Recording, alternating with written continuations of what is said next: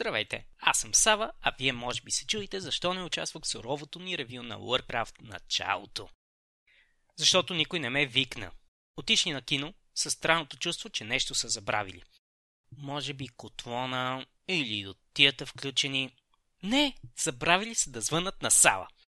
Добре, че поне един от тях е бил достатъчно смел да спаси положението и да направи първоначалното ревю. А аз си чакам да отидем заедно и не го гледам. Следващия път, като се учуете защо няма ревю, най-вероятно някой пак ме е забравил. Но стига с моя справедлив гняв. Да караме по същество, а именно пълното и много подробно ревю на Warcraft началото. Ние, т.е. те, се насладиха на филма. За да му се насладите и вие, забравете критическото мислене вкъщи. Трябва да повярвате, че огромните зелени същества, яждешки вълци, са истински. Повярвате ли го, ще отидете на пътешествие в един изумителен, цветен, пищен и красив свят. Ще се насладите на страхотни гледки и ще участвате в епични битки. Филма започва така, че веднага се чувстваш на орките Доротан и Трак. Смееш се на термини като бумстик и техният превод. Кефи се, че има елементи на мистерия.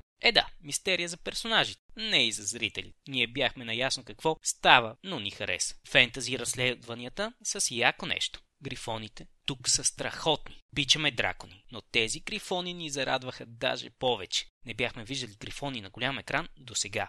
Много беше готино как пазителя непрекъснато си оставя жезела, знаеки, че Кадгар ще го хване. Хората умираха брутално, повечето пъти смачкани от орки. Викинга, Андуин Уотър, беше много готин, посочвайки, че хората не могат да победят орки с груба сила. Трябва да са по-умни. След всичкия хейт онлайн, филма е приятна изненада. Не е най-добрият филм, който сме гледали, не е най-доброто фентази, но е много приятно фентази и се радваме, че го има на тази суша, която се заформи последните години в този жанр. Имаше толкова много магия, че как да не се зарадваш. И то сериозна мащабна магия. Дано и в Доктор Стрендж има много магия като тази, светеща и гърмяща. Нещо, което ни липсваше, буквално ни липсваше, бяха елфи и джуджета. Те се само мернаха за малко. Искаме в следващия филм, ако има такъв, да ги видим да се бият. Но, дори и без тях, финалната битка беше впечатляваща. Ако не сте играли играта, препоръчваме да отидете на кино с някой,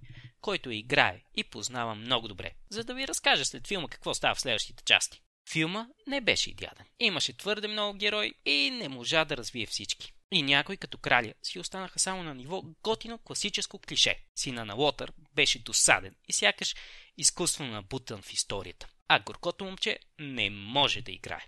Но ние сме склонни да простим на филма за тези пропуски. А вие, харесвате ли или не филма? Нека да поиграем на къде сме го гледали този. Травис Фимел, Андуин Уотър в сериала Викинги като Рагнар Лодброк. Пола Патън, Гарона. Гледали сме Пола в Дежавю. Бен Фостър, Медив.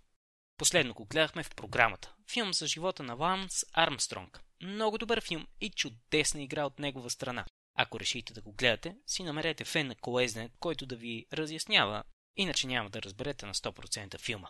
Доминик Купър, или както ние с любов обичаме да го наричаме Робърт Дауни Синьор. Може ли да познаете защо? Доминик Купър е крал Лейн Рин, гледали сте го в Дракула неразказан, и на още други места. Тоби Кебъл или Анди Съркъс младши, принца на Motion Capture. Виждали сте го в дигиталния костюм на Куба от планетата на маймуните. Това трябва да е това. Ние не го вярваме. Ако сте харесали нашето ревю, ударете палче нагоре, шернете ни и продължавайте да следите нашия канал. До нови срещи!